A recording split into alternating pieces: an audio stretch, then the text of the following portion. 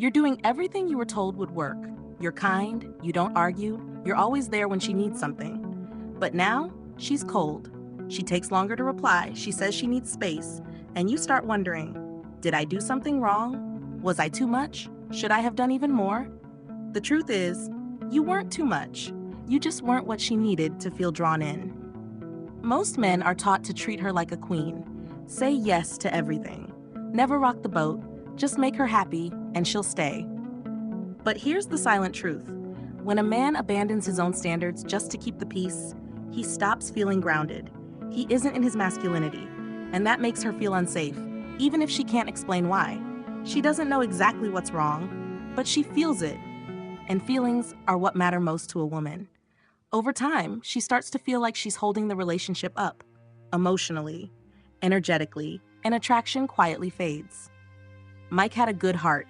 He met a woman who made him feel alive, so he gave her everything.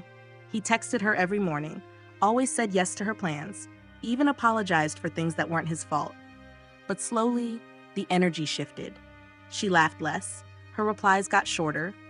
She suddenly became too busy to hang out. Then came the message, "You're so sweet, but I think I need some space."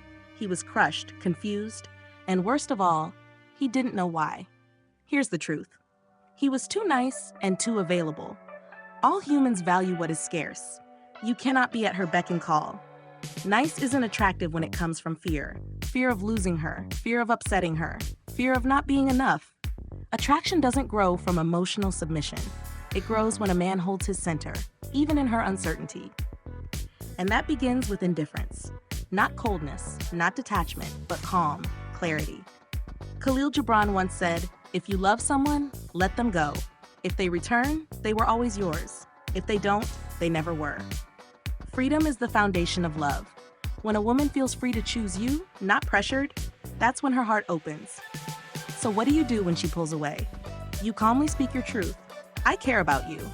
I want this to work, but I can't be the only one trying. If something's wrong, let's talk.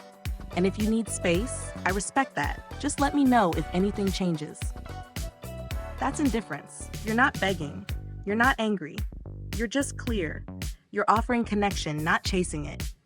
And that clarity, it's more attractive than any gift, compliment, or perfectly worded text. When Mike stopped chasing, he stopped trying to fix what he couldn't control.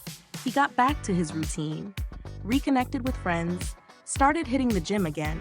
He stopped asking, "How can I win her back?" and started asking, "How do I get back to myself?"